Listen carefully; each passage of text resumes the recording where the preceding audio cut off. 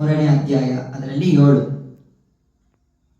ಆದರೆ ಅವನು ಫರಿಸಾಯರಲ್ಲಿಯೂ ಸದ್ದುಕಾಯರಲ್ಲಿಯೂ ಅನೇಕರು ತನ್ನಿಂದ ಸ್ನಾನ ಮಾಡಿಸಿಕೊಳ್ಳುವುದಕ್ಕೆ ಬರುವುದನ್ನು ಕಂಡು ಅವರಿಗೆ, ಎಲೆ ಸರ್ಪ ಜಾತಿಯವರೇ, ಮುಂದೆ ಕಾಣಬರುವ ದೈವ ಕೋಪದಿಂದ ತಪ್ಪಿಸಿಕೊಳ್ಳುವುದಕ್ಕೆ ನಿಮಗೆ ಉಪದೇಶ ಮಾಡಿದವರು ಎಲ್ಲರೂ ಹೆಂಗಿದಾರಂತೆ, ಸರ್ಪ ಹೆಂಗೆ ಆತರ ದೇವರಲ್ಲಿರೋರೆಲ್ಲ ಎಷ್ಟು ಕೋಟಿ ಜನ ದೇವರಲ್ಲಿದ್ದಾರೆ, ಚರ್ಚಿಗೆಲ್ಲ ಹೋಗ್ತಾ ಇದಾರೆ.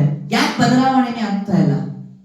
ಹೆಂಗಂದ್ರೆ ತಂತ್ರವಾಗಿ ಮುಂದೆ ಬರೋದಾಗ ಏನ್ ಮಾಡೋದು, ಪ್ರೇಯರ್ ಎಲ್ಲ ವೈಟ್ ಅಂಡ್ ವೈಟ್ ಹಾಕೊಂಡು ಹೋಗೋದು.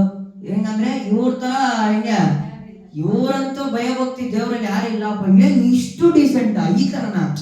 ಏನಂದ್ರೆ ವಿಷಯ ಮನುಷ್ಯನ್ಗೆ ಏನ್ ಗೊತ್ತಾ, ಈ ಕಡೆ ಲೋಕನು ಬಿಡಕ್ ಆಗ್ತಾ ಇಲ್ಲ, ಈ ಕಡೆ ದೇವ್ರನ್ನು ಬಿಡಕ್ ಆಗ್ತಾ ಇಲ್ಲ. ಆ ರೀತಿಯಾಗಿ ಮನುಷ್ಯ ಏನ್ ಮಾಡ್ಕೊಂಡ್ಬಿಟ್ಟವನಿ, ಎರಡು ಕಡೆನೂ ವಾಲ್ತವನೆ. ಎರಡು ಕಡೆ ವಾಳಿದ್ರೆ ಅದಕ್ಕೆ ವಾಕ್ಯ ಹೇಳುತ್ತೆ, ಸತ್ಯವೇದ, ತಣ್ಣಗೂ ಇರಬೇಡ ನೀನು, ಬೆಚ್ಚಗೂ ಒಂದು ತಣ್ಣಗಿರು ಇಲ್ಲ ಬೆಚ್ಚಗಿರು, ಏನೋ ಉಗುರು ಬೆಚ್ಚಾಗಿರ್ಬೇಡ ಅಂತ ಹೇಳುತ್ತೆ. ಅದಕ್ಕೆ ಏನ್ ಮಾಡ್ತಾವ್ರೆಲ್ಲ ಈ ರೀತಿಯಾಗಿರೋದ್ರಿಂದ ಎಲ್ಲಿ ಯಾಕೆ ದೇವ್ರು ನೆಕ್ಸ್ಟ್ ಹಂಗೆ ಹೋಗಿ ಕಂಟಿನ್ಯೂ ಮಾಡಿ. 8ನೇದು, ನಿಮ್ಮ ಮನಸ್ಸು ದೇವರ ಕಡೆಗೆ ತಿರುಗಿಕೊಳ್ಳುವುದಕ್ಕೆ ತಕ್ಕ ಫಲವನ್ನು ತೋರಿಸಿರಿ. ಏನ್ ಮಾಡ್ಬೇಕಂತ ಇಲ್ಲಿ, ದೇವರಲ್ಲಿ ಸುಮ್ಮನೆ ಬಂದ್ಬಿಟ್ಟಿದ್ದೀರಿ, ದೇವ್ರ ಹತ್ರ ಏನ್ ಮಾಡ್ತಾ ಇದೀರಿ, ಪ್ರೇಯರ್ ಮಾಡ್ತಾ ಇದೀರಿ, ದೇವ್ರನ್ನ ತಿಳ್ಕೊಂಡ್ಬಿಟ್ಟಿದೀರಿ. ಅದೇ ಹೇಳೋದೇನು, ದೇವ್ರನ್ನ ನಾವು ತಿಳ್ಕೊಂಡಿಲ್ಲ, ದೇವ್ರು ನಮ್ಮನ್ನು ತಿಳ್ಕೊಂಡ್ಬಿಟ್ಟಿದ್ದಾರೆ ಅಲ್ವಾ? ನಿಜನೇ, ಓಕೆ ಒಪ್ಪನ. ಆದ್ರೆ ಕೂಡ ನಾವು ಕ್ರಿಯೆಯಲ್ಲಿ ತೋರಿಸ್ಬೇಕಲ್ವಾ?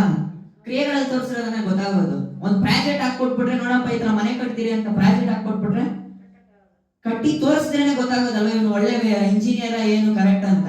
ಸುಮ್ನೆ ಪ್ರಾಜೆಕ್ಟ್ ಹಾಕೊಟ್ಬಿಟ್ಟು ನಾವು ಮ್ಯಾಪ್ ಹಾಕ್ಬಿಟ್ಟು, ನೋಡಪ್ಪ ಡಿಸೈನ್ ಈ ತರ ಸೂಪರ್ ಆಗ, ಒಳ್ಳೆ ಇಂಜಿನಿಯರ್ ಅಂದ್ರೆ ಹೇಳಿದ್ರೆ ಗೊತ್ತಾಗಲ್ಲ, ಮಾಡಿ ತೋರಿಸಿದ್ರೇನೆ ಗೊತ್ತಾಗೋದು. ಅದೇ ಹೇಳ್ತಿರೋದೇನು, ತಕ್ಕ ಫಲವನ್ನ ನೀವು ದೇವರಲ್ಲಿ ಇದ್ದೀರಾ ಅಂತ ಫಲ ಕ್ರಿಯೆಗಳಲ್ಲಿ, ನಮ್ಮ ಕ್ರಿಯೆಗಳಲ್ಲಿ ತೋರಿಸ್ಪಡ್ಬೇಕು. ನಾವು ದೇವರಲ್ಲಿ ಬೆಳವಣಿಗೆ ಆಯ್ತಾ ಇದ್ದೀರಿ ಅಂತ ಹೇಳಿ ತೋರಿಸ್ಪಡ್ಬೇಕು.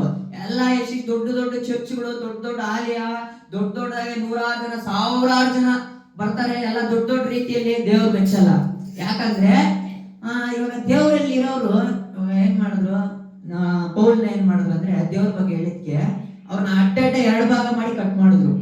ಆ ರೀತಿ ಶೋಧನೆ ಇರುತ್ತೆ ಹೊರತು ದೇವರು ಯಾರನ್ನು ಈ ಲೋಕದಲ್ಲಿ ಹೆಚ್ಚಿಸಿ, ಹಣದಿದ್ರಲ್ಲಿ ದೊಡ್ಡ ರೀತಿಯಲ್ಲಿ ಹೆಚ್ಚಿಸಿ ಅವನ ಮಹಿಮೆಯಲ್ಲಿ ಇದು ಮಾಡಕ್ ದೇವ್ರು ಆಶೀರ್ವದಿಸಲ್ಲ.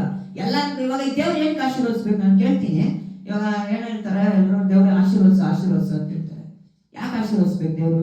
ದೇವ್ರು ಕೇಳಲ್ವಾ, ನೀನ್ ನನ್ನ ಆಶೀರ್ವದಿಸ್ತೀನಪ್ಪ, ನೀನ್ ನನ್ನ ಸೇವೆ ಮಾಡ್ತೀಯಾ ಅಂತ ಹೇಳ್ತಾರೆ. ಮಾಡ್ತಾರ ಯಾರನ್ನ? ದೇವ್ರ ಹತ್ರ ಆಶೀರ್ವಾದ ತಗೋಬಿಡೋದಂತೆ, ಮಾಡೋದೆಲ್ಲ ಕಚಡ ಕೆಲಸ ಮಾಡೋದು. ದೇವ್ರು ಹೆಂಗಪ್ಪ ಒಳ್ಳೇದ್ ಮಾಡ್ತಾರೆ? ಒಂದ್ ಚಾನ್ಸ್ ಕೊಡ್ತಾರೆ, 2 ಚಾನ್ಸ್ ಕೊಡ್ತಾರೆ. ಸರಿ, ದೇವ್ರು ಹೇಳೋರು 770 ಶಂಸು ಅಂತ, 770 ಸತಿ ಕೂಡ ಚಾನ್ಸ್ ಕೊಟ್ಟಾಯ್ತು ಅನ್ಕೊಳ್ಳಿ. ಯಾಕೆ ಉದ್ದಾರ ಆಯ್ತಲ್ಲ? ಯಾಕೆ ದೇವ್ರಿಗೆ ಯಾರು ದೇವ್ರಿಗಾಗಿ ನಿಲ್ಲಕ್ಕೆ, ತನ್ನ ಜೀವಿತವನ್ನ ದೇವ್ರಿಗಾಗಿ ಬದಲಾಯಿಸಕ್ಕೆ ಯಾಕೆ ಹೋಗ್ತಾ ಇಲ್ಲ? ಯಾಕಂದ್ರೆ ಅವರಲ್ಲಿ ದೇವ್ರ ಮಹಿಮೆ ಮಾಡುವಂತ ಕಾರ್ಯಗಳು ಮಾಡ್ತಾರೆ. ಅದಕ್ಕೆ ಏನ್ ಮಾಡ್ತಾರೆ, ಕೊಡ್ತಾರೆ ದೇವ್ರು, ಅದನ್ನ ಇವ್ರು ಏನ್ ಮಾಡ್ತಾರೆ, ಅಲ್ಪಕ್ಕೆ ಯೂಸ್ ಮಾಡಿದಾಗ ಅದು ನಷ್ಟ ಆಗುತ್ತೆ. ಆಮೇಲೆ ಏನ್ ಯೋಚನೆ ಮಾಡ್ತಾರೆ ಗೊತ್ತಾ, ಯಾಕೆ ನನ್ನ ಜೀವನ ಹಿಂಗಾಗೋಯ್ತು, ದೇವ್ರ ಕಣ್ಕಾನ್ಸಲ್ವಾ? ದೇವ್ರು ಕೊಟ್ಟಿದ್ದೆಲ್ಲ ಮರ್ತ್ಬಿಟ್ರು. ದೇವ್ರು ಎಷ್ಟು ಒಳ್ಳೇದ್ ಮಾಡಿದಾರೆ, ಏನೇನ್ ನಾವ್ ಮಾಡಿದ್ರೆ, ನಾವು ಕೇಡಿನಿಂದ ತಪ್ಪಿಸಿದ್ರು, ಬೇಟೆಗಾರನ ಬಲೆಯಿಂದ ತಪ್ಪಿಸಿದ್ರು, ನಾವು ಅಲ್ಪವಾಗಿ ಏನೋ ಅಲ್ಪ ಆಸೆ ಬಿದ್ದಿದ್ರಿ, ನಮ್ಗೆ ದೊಡ್ಡದಾಗಿ ಕೊಟ್ಟಿದ್ರು, ದೊಡ್ಡದಾಗಿ ಆಶೀರ್ವದಿಸಿ ಎಲ್ಲ ಮರ್ತ್ಬಿಟ್ರು. ಲಾಸ್ ಮಾಡ್ಕೊಂಡಿದ್ ಇವ್ರೆ. ಆಮೇಲೆ ಹೇಳ, ಏನಕ್ಕೆ ದೇವ್ರು ನಷ್ಟ ಪಡಿಸ್ಬಿಟ್ರು ನಮ್ಮನ್ನ? ಏನಪ್ಪಾ ಇದು ದೇವ್ರು, ನಮ್ ದೇವ್ರು ನಮ್ಮನ್ನ ನೋಡ್ತಾ ಇಲ್ಲ. ದೇವ್ರು ಯಾಕೆ ನೋಡ್ತಾ ಇಲ್ಲ ಅಂದ್ರೆ, ನೀನ್ ಅವ್ರ ಹತ್ರ ಅಡಗ್ತಾ ಇಲ್ಲ. ಅದಕ್ಕೆ ಆಶೀರ್ವಾದ ಮಾಡಕ್ ಟಕ್ಕನ ಏನ್ ಮಾಡ್ತೀಯ, ಮರ್ತೋಗ್ಬಿಡ್ತೀಯ. ಸುಖದಲ್ಲಿ ಏನೈತ್ಯ, ಅದಕ್ಕೆ ಮರ್ತೋಗ್ಬಿಡ್ತೀರ. ಅದಕ್ಕೆ ಏನ್ ಮಾಡೋದು, ದೇವ್ರ ಹತ್ರ ಯಾವಾಗ್ಲೂ ಅಡಿಗಿರ್ಬೇಕು, ದೇವ್ರ ಮಹಿಮೆಗಾಗಿ ಯಾವಾಗ್ಲೂ ನಿಲ್ಬೇಕು. ಈ ಲೋಕದ ರೀತಿಯಲ್ಲಿ ಏನ್ ಮಾಡೋದು, ಈ ಕಡೆ ಲೋಕನೂ ಬೇಕು ದೇವ್ರು ಬೇಕಂತ ಇರಬಾರ್ದು. ಇದ್ರೆ ಒಂದು ಹಾಳಾಗೋಗ್ತೀಯ, ಕೆಟ್ಟದ್ ಮಾಡ್ಕೊಂಡು ಹೋಗು. ಅದನ್ನ ಬಿಟ್ಟು 2 ಅರ್ಧಂಬರ್ಧ ಇರಬೇಡ. ಉಗುರು ಬೆಚ್ಚಾಗಿದ್ರೆ ಅಂದ್ರೆ ವೇಸ್ಟ್. ಅದು ಉಗುರು ಬೆಚ್ಚಾಗಿರೋದೇನು 5 ನಿಮಿಷ ಆಗೈತದೆ, ಅದು ಪ್ರಯೋಜನಕ್ಕೆ ಬರಲ್ಲ. ಒಂದ್ ತಣ್ಣಗಿದ್ರೆ ಅದೇನಕ್ಕೂ ಒಂದು ಯೂಸ್ ಆಗುತ್ತೆ, ಇಲ್ಲ ಬಿಸಿಗಿದ್ರೆ ಅದೇನಕ್ಕೂ ಒಂದು ಯೂಸ್ ಆಗುತ್ತೆ. ಯೂಸ್ ಆಗೋ ರೀತಿಯಲ್ಲಿ, ಯಾಕಂದ್ರೆ ನಾವು ಪ್ರತಿಫಲ ಕ್ರಿಯೆಗಳಲ್ಲಿ ಮಾಡಿ ತೋರಿಸಿದ್ರೆ ಮಾತ್ರನೇ ದೇವರಿಗೆ ಮಹಿಮೆ. ನಾವು ಸುಮ್ನೆ ಏನೋ ತಾನು ಅಂತ ಎಲ್ಲ ಇದ್ಕೊಂಡು ಹೋದ್ರೆ ಈ ಲೋಕದಲ್ಲಿ ಒಂದೊಂದು ಹೇಳ್ತೀನಿ, ಏನಂದ್ರೆ ನಾವು ಕಷ್ಟ ಬಂದ್ರೆ ಏನ್ ಮಾಡ್ತೀವಿ, ಅಪ್ಪ ಸ್ತೋತ್ರ ಅಪ್ಪ, ನಮ್ ಕಷ್ಟ ಹಿಂಗೈತೆ ಅಂತ ದೇವ್ರ ನಾಮದಲ್ಲಿ ದೆವ್ವನೇ ಬಿಟ್ಟು ಓಡುತ್ತಂತೆ. ಅದನ್ನ ಬಿಟ್ಟು ನಿಮ್ ಕಷ್ಟದ ಹತ್ರ ಹೋಗಿ ಹೇಳಿ ಏನಂತ, ಕಷ್ಟವೇ ನಾನು ಎಂತ ದೇವ್ರ ಮುಂದೆ ಇದೀನಿ ಗೊತ್ತಾ ನಿಮ್ಗೆ ಅಂತ ಹೇಳಿ ಕಷ್ಟದ ಹತ್ರ ಹೋಗಿ ಹೇಳ್ಬೇಕು. ದೇವ್ರ ಹತ್ರ ಹೋಗಿ ಕಷ್ಟ ಹೇಳ್ಬಾರ್ದು. ಇದನ್ನ ಕ್ಲೀನಾಗಿ ಅರ್ಥ ಮಾಡ್ಕೊಳ್ಳಿ. ಯೇಸು ಕ್ರಿಸ್ತನ ನಾಮಕ್ಕೆ ಸ್ತೋತ್ರ. Hallelujah, amen.